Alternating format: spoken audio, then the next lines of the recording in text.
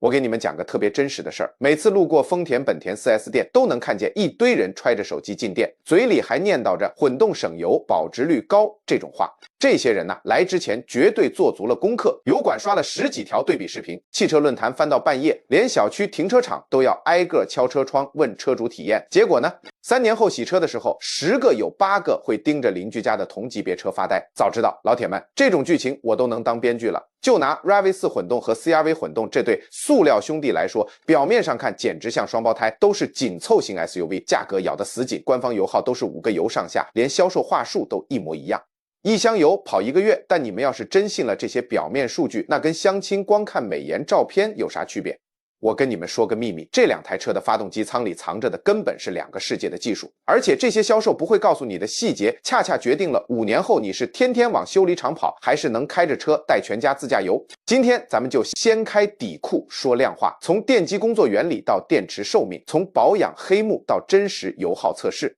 连你平时喜欢大脚油门还是慢性子遛弯的驾驶习惯，我都给你分析的明明白白。因为所有车评人都不敢说的大实话就是 RAV4 混动没有碾压 CR-V 混动， CR-V 混动也干不掉 RAV4 混动。重点来了，他们根本就是给2种人设计的，选错的人啊，现在嘴硬说都一样，等过了保修期就等着哭。得嘞，废话不多说，咱们直接上硬货。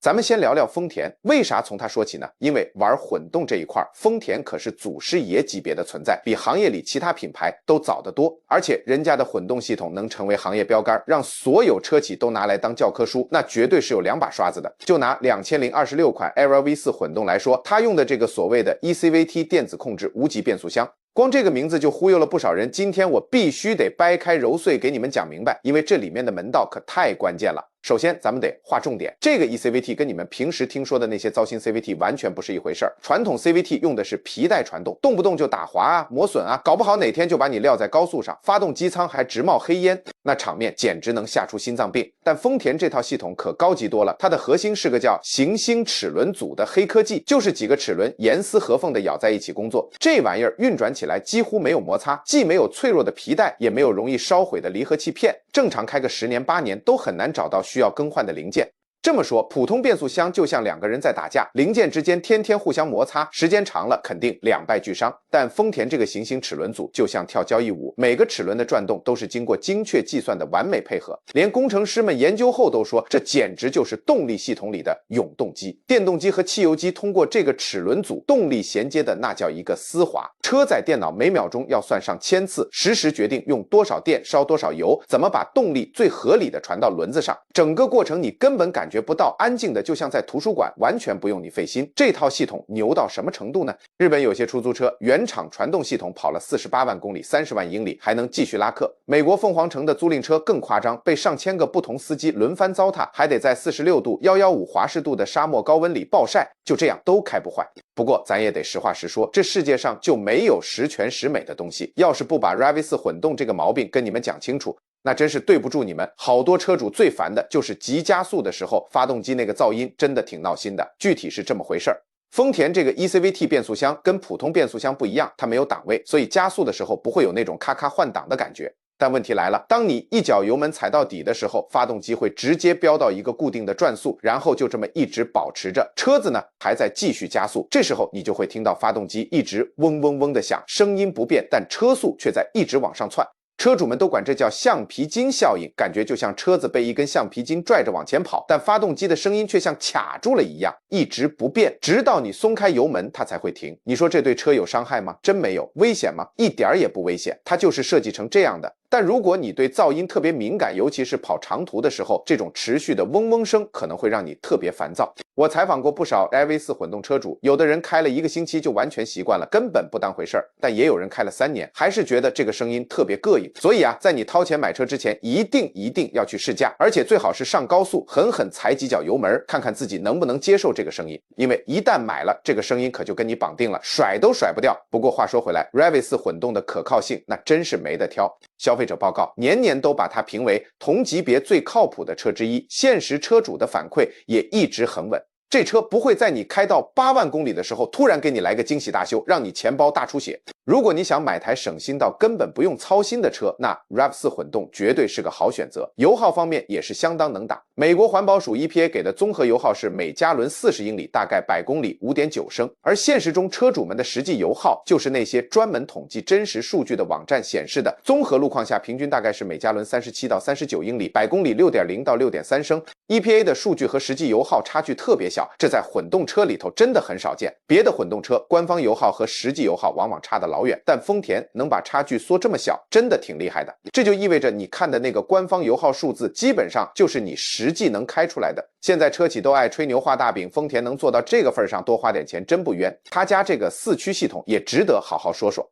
丰田在后轴单独装了个电机，跟前轴完全分开的，省掉了从车头通到车尾那根大传动轴。这么一来，整个系统更轻巧，效率更高，关键是雨雪天特别给力。要是你住在美国中西部、东北部或者太平洋西北地区，这功能简直救命。这不是那种只会喊我有4驱的营销把戏，是真能派上用场的。比如大清早6点下暴雪，你40分钟后就得赶到公司，这车能让你稳稳当当的开过去。后备箱空间也挺实在的，后排座椅不放倒，有 37.5 立方英尺，差不多 1.06 立方米，放倒了能有69立方英尺，约 1.95 立方米，在紧凑型 SUV 里不算最大，但绝对够用了。后排坐2个大人很舒服，短途挤3个人也能将就。个子特别高的人可能会觉得头顶有点局促，但也不至于难受，算不上大毛病。有个小细节可能不起眼，但对特定人群特别重要。RAV4 混动的空调控制用的还是实体旋钮和按键，想调高温度，转一下旋钮就行；要调小风量，按个按钮就搞定，不用在层层菜单里翻来翻去，更不用在高速上开到70英里约113公里的时候低头戳屏幕。既分心又危险，特别是年纪大点的司机，对这个设计简直爱得不行。我在评论区经常看到有人夸这个。说实话，就算是年轻人开惯这种实体按键的车，再去开全触屏的，都会觉得是倒退太不方便了。基础款 RAV4 混动 XL6 起价大概 4.2 万美元，高配能到5万左右，价格是不便宜，但这车特别保值。凯利蓝皮书 KBB 一直把它评为同级车里最保值的车型之一。算笔总账的话，包括买车前、油费、保养费、折旧这些，5年下来实际花费比光看标价划算多了。当然它也有缺点， RAV4 混动加速是真不猛，就算地板油也就那样，别指望有什么推背感。低配版内饰用料比竞品差点意思，塑料件倒是不差，但也没什么高级感。还有2026款新升级的车机系统，跟同价位本田比还是不够看，反应也慢半拍。但有意思的是，买 RAV4 混动的人好像根本不在意这些，他们买这车图的就是省心耐用，能年复一年老老实实干活不闹脾气。说到底，对大多数人来说，这个可比什么花里胡哨的大屏重要多了，你说是不是？现在咱来说说本田这部分可有意思了，而且稍微有点复杂。2026款本田 CR-V 混动，它的工程设计思路跟丰田完全不一样。丰田的系统核心是行星齿轮组，而本田呢走的是另一条路。CR-V 混动用的是2个电动机，不是一个，而且汽油机和车轮之间的连接方式跟丰田的任何一款车都有本质区别。搞明白这个区别，其他很多事儿就都说得通了。重点来了。在城市里开的时候，本田的汽油机其实根本没直接连着车轮，它更像是个发电机，发电给电动机用，然后电动机来驱动车子。说白了，在堵车或者红绿灯多的路况下，你开的其实就是台电动车，只不过旁边多了个汽油机在给电池充电。只有上了高速，一个机械锁止离合器才会介入，让汽油机直接驱动车轮。这个设计带来的效果，丰田的系统可做不到。城市里开的时候，你能享受到电动车的感觉，安静平顺，响应快，没有发动机噪音，也没有那种橡皮筋效应，就是加速时动力传递不直接的感觉。对于那些每天要在405号公路、环城高速或者你家附近任何一条堵成狗的路上慢慢挪的通勤族来说，这个差别可太明显了，从提车第一天就能感觉到。CR-V 混动在城市里开简直有种开豪华车的感觉，电动和汽油动力之间的切换几乎察觉不到，没有嗡嗡声，没有突然的加速，就是稳稳当当的滑行。油耗方面也很给力， CR-V 混动的城市油耗大概是每加仑40英里，高速油耗是每加仑34英里，综合油耗接近每加仑37英里。实际开起来城市油耗特别稳，这要归功于它的双电机系统在减速和刹车时能高效回收能量。不过高速油耗就比 RAV4 混动稍微差一点了，这听起来有点反常识，但等你明白本田这套系统是为城市路况优化的，不是为高速巡航设计的，就说得通了。如果你每天要开70英里的高速，长期来看 RAV4 混动可能更省油，但如果你每天通勤就15英里，还要经过一堆红绿灯和停车标志，那 CR-V 混动绝对是更明智的选择。CR-V 混动用的是一台 2.0 升阿特金森循环4缸发动机，加上那2个电动机，系统总功率是204马力，参数上看跟 LV4 混动一样，但开起来感觉完全不同。日常驾驶中，它的加速更有劲，低速时的响应更直接，因为电动扭矩的输出没有汽油机那种迟滞感。本田这套系统真的把低速驾驶的质感拿捏得死死的。对于大部分时间车速都在45英里以下的人来说， CR-V 混动说实话可能是更适合日常开的车。不过说到这儿，我必须得停下来跟大家说道，因为评论区里老有人问我不能装看不见，就是那个喷油嘴的问题。没错，就是它。有一部分 CR-V 混动的车主，我可没说全部，但人家都有据可查啊，都反馈说这汽油直喷系统不太得劲儿，最常见的就是进气门积碳，而且更倒霉的是，有些车子的喷油嘴坏的还真比咱们想的要早。要说本田官方，它确实没搞个全国范围的大召回，出问题的情况也没到处都是那么吓人的地步。但这事儿它确实是个实实在在存在，而且跨了好几年的老毛病了。车主论坛里天天有人讨论，像埃德蒙兹这种大媒体也都有报道。所以啊，你要是买了 CR-V 混动，我给你的真心建议是，跑到6-7万公里的时候，千万记得去做一次喷油嘴保养，最好提前把这钱规划好，心里有个底儿，可别到时候里程表一过7.5万，突然一张1200美刀的维修账单就甩你脸上了，那会儿你心里可就堵得慌了。你再看看你开 RAV4 的朋友，人家可能屁事儿没有，1分钱没花在这上头，那酸爽。聊完这个，我再跟大家说一个点，这事儿啊，主流评测基本都不提，但我个人觉得特重要，这得看你住哪儿，平时怎么开车，说的就是备胎这事儿。说真的，在所有主流品牌里，本田是那个最狠心、最想把备胎彻底砍死的车企之一。CR-V 的很多配置版本压根就不给你配备胎，后备箱里就给你塞了一罐子补胎液，再加一个迷你打气泵。你要是轮胎中间胎面被扎个小口子，那补胎液兴许能帮你撑到修理厂，可万一倒霉到轮胎侧面侧壁被扎了，那补胎液可就彻底歇菜了，一点用没有，你除了叫拖车没第二条路可走。你要是住在乡下，或者平时老喜欢往山里野外跑，这可不是添个小麻烦的事儿，这简直是实打实的风险。所以啊，签合同之前你一定得搞清楚你选的那个配置后备箱里到底放了啥。我告诉你 4S 店的销售绝对不会主动跟你提这事儿的。不过啊 CR-V 混动也不是一无是处，它有个地方确实比 RAV4 混动强，而且强的不是一星半点，就是后备箱空间。后排座椅不放倒的时候，它能有39立方英尺，大概 1.1立方米左右，这空间已经够大了。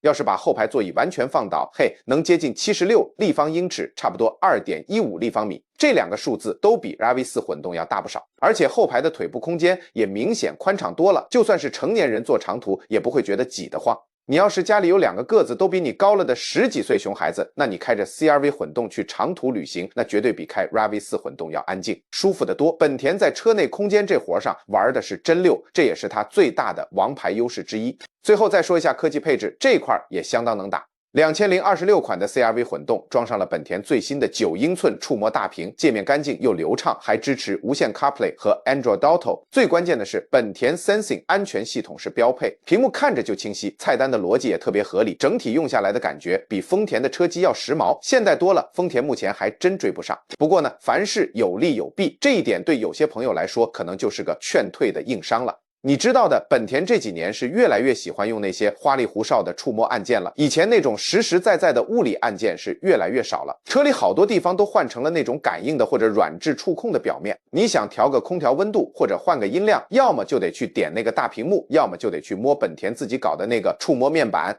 有些老司机习惯了开车时不低头，凭感觉就能拧个旋钮调温度的人，一开始肯定会觉得特别别扭，特别麻烦。所以啊，我特别建议你，如果你是那种习惯了伸手就摸得着旋钮，眼睛看路手就能操作的人，那在买之前一定要去好好试驾一下，多开开，多感受感受。别在停车场里觉得哎呦这屏幕挺酷，真开到路上，特别是雨夜里跑高速的时候，才发现这玩意儿用起来是真让人心烦意乱。价格方面呢， EX 配置版本起步大概是 4.2万美元，顶配的 Touring 版本要接近 5.1万美元。如果你大部分时间都是在市区里开，那这个性价比确实挺扎实的，能打。但是关于长期持有，有2件事咱们得盘算盘算。第一就是那个双电机系统，从机械结构上来说，它比丰田那个行星齿轮组要复杂一些。虽然本田这代车子的可靠性比上代已经有了质的飞跃，但毕竟时间还短，咱们还没看到像丰田那样长达20-30年的长期使用数据。这并不是说它肯定会坏，就是我们还不知道当它跑到20万公里的时候，具体表现会怎么样。而丰田混动跑到20万公里是个什么状态，咱们心里门清。丰田就是靠这20-30年的数据才赢得了大家的信任，而本田现在呢，还在慢慢积累这份信任状呢。第二就是保值率，根据凯利兰书的数据 ，CR-V 混动的保值率还真不如 RAV4 混动。你看啊，开个3年 ，RAV4 混动通常能卖掉车价的55%到58%，而 CR-V 混动就要低一些。要是你开个5年再卖车，这个差距可就不是一点半点了，算下来能差好几千美元呢。所以，如果你是那种每隔几年就想换车的朋友，那这个保值率的差距可比你车里那一点点高级的质感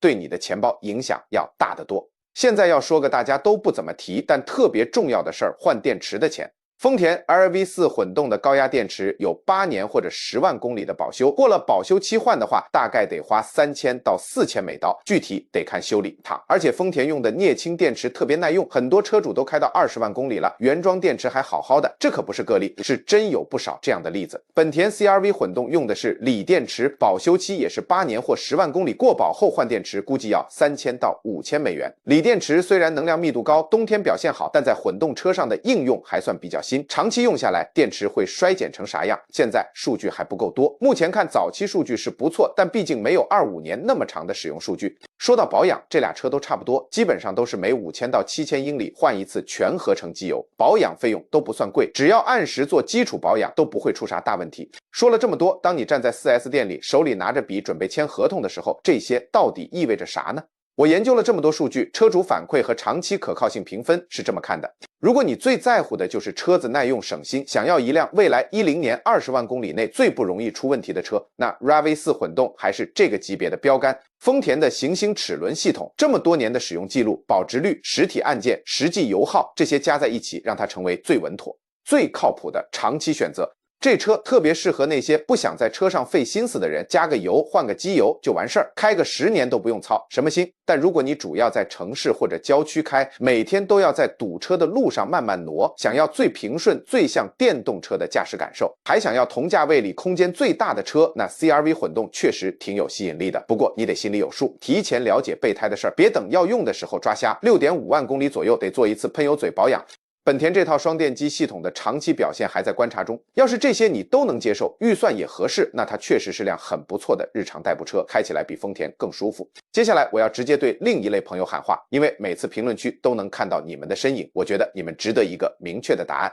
就是那些年纪比较大的买家，开了几十年车的老司机，你们只想找一台省心靠谱，不会突然给你惊喜，比如莫名其妙坏掉的车。根据我看到的车主数据和社群里的真实反馈，答案很简单，选 RAV4 混动，它的按键旋钮都是实体的，操作一目了然，不用在屏幕里翻来翻去，而且它的混动系统已经经过时间考验，10万公里以内基本不会给你甩一张天价维修单。对很多人来说，这种踏实感比更好的屏幕、更顺滑的驾驶体验加起来都重要。但是重点来了，我觉得买车没有绝对正确的选择，而且你们可能知道一些我不知道的事情。咱们聊了可靠性、油耗、成本、空间、科技、保值率、电池寿命，但还有一个关键因素我没细说，而且最近看到的早期数据让我有点打脸，那就是极端天气下的表现。比如 CR-V 混动的锂电池在零下20度的冬天会不会续航暴跌？ RAV4 混动的散热系统在凤凰城、拉斯维加斯这种能把鸡蛋煎熟的高温下扛不扛得住？还有丹佛、盐湖城这些高海拔地区，长时间跑高速会不会动力打折？我实际测试的结果和最初预想的完全不一样，所以现在特别需要你们的真实经历来评论区告诉我。你平时在什么气候下开车？冰天雪地、沙漠烤炉、高原缺氧，还是天天下雨？你觉得这两套混动系统谁更抗造？如果你已经是车主，尤其是开了10万公里以上的大佬，一定要分享一下跑了多少公里，在哪儿开，坏过啥？啥没坏过？如果再选一次，还会买它吗？因为我的下一个视频就靠你们的真实反馈来做了，而不是厂家广告里那些漂亮话。你们的经验比任何实验室数据都珍贵，赶紧留言。